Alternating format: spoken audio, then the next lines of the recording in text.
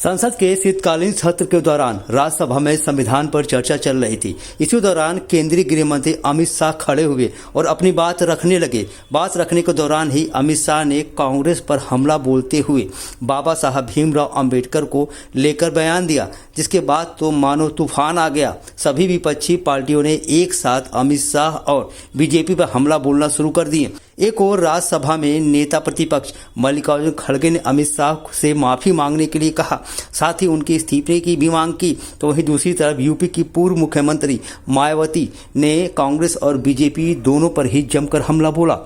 दरअसल बीती शाम राज्यसभा में संविधान पर चर्चा के दौरान अमित शाह ने कहा था कि आजकल बाबा साहब भीमराव अंबेडकर का नाम लेना एक फैशन बन गया है।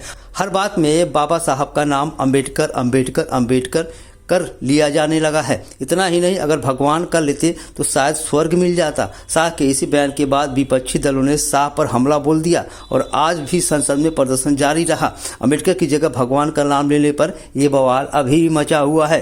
को कांग्रेस को घेरा। जेपी नड्डा और अश्विनी वैष्णव के साथ प्रेस कॉन्फ्रेंस कर अमित शाह ने कहा कि लोकसभा और राज्यसभा में संविधान के 75 वर्ष पूरे होने पर चर्चा का आयोजन हुआ था, जिसमें 75 साल की देश का गौरव यात्रा, विकास यात्रा और उपलब्धियों की चर्चा हुई। यह स्वाभाविक है कि संसद में पक्ष और विपक्ष होते हैं तो लोग का अपना अपना नजरिया होता है, लेकिन जब संसद में चर्चा होती है तो इससे बातें तथ्य और सच्चाई के साथ होनी चाहिए। लेकिन जिस तरह कल से कांग्रेस के तथ्यों को तोड़ मरोड़ को पेश किया है, इसकी मैं कड़ी निंदा करता हूं।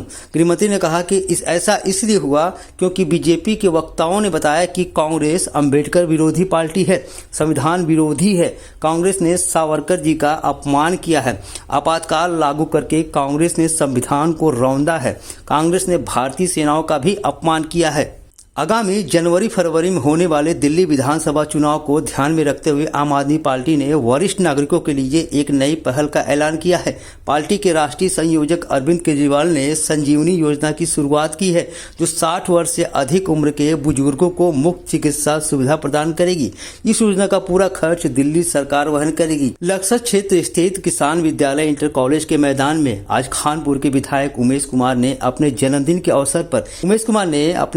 अवसर पर 101 निर्धन और अनाथ कन्याओं का सामूहिक विवाह करवाया, जिसमें सभी धर्म की कन्याएं शामिल रहीं। जिसमें एक तरफ हिंदू रीति रिवाज के अनुसार दुल्हा दुल्हन के साथ फेरे ले रहा था, तो वहीं दूसरी तरफ मुस्लिम कन्याओं का मुस्लिम रीति रिवाज के अनुसार उनका निकाह भी कराया गया था। इतना ही नहीं, विधायक उमेश कुमार द्वारा 101 निर्धन कन्याओं के विवाह में घरेलू सामान से लेकर विवाह में आए मेहमानों का खाना खिलाने तक की व्यवस्था की गई थी।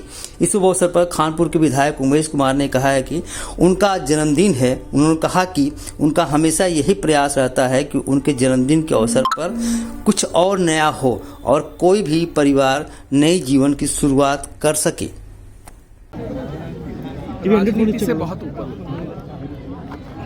आज मेरा जन्म दिवस है। आज के दिन मेरा जन्म हुआ और मेरा प्रयास हमेशा ये रहता है कि जिस दिन मैंने जन्म लिया उस दिन कहीं और परिवारों का जीवन शुरू हो सके। आज उन बेटियों का विवाह हम संपन्न करा रहे हैं जिनके माता पिता बहुत निर्धन हैं, माता पिता हैं नहीं या पिता नहीं है।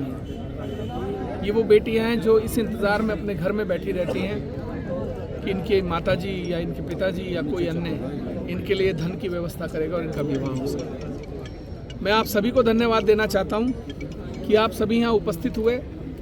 आप सब लोगों ने, प्रतिष्ठित लोगों ने इन बेटियों को आशीर्वाद दिया और इनके विवाह को और निकाह को आपने एक साधन संपन्न परिवार जिस तरीके से अपनी बेटियों का विवाह करता है उस रूप से आपने मनाया, उस तरीके से आपने संपन्न कराया। मैं इसके लिए आपका पुनः आभारी हूँ और आशा करता हूँ कि अगले साल ये संख्या 101 के बजाय 201 होगी और आप सभी का आशीर्वाद इन बेटियों को मिलता है। सबसे पहले तो दूल्हा दुल्हन के परिवार वालों को और उनके परिजनों को बहुत बहुत बधाई दे रही हूँ कि आज इतने सुंदर दिवस पे, जो आज विधायक जी का जन्मदिन भी है, आज उनकी शादी का ये हमने समारोह किया है। उसके और क्षेत्र वालों को ये कहना चाहती हूँ कि इसी तरह हम लगातार हर 18 दिसंबर में शादियाँ, कन्याओं की शादियाँ करते रहेंगे। आप रजिस्ट्रेशन अभी से कराना शुरू कर दें, अगली 18 के लिए, और उससे पहले भी हुआ तो हम आपको ज़रूर सूचित करेंगे।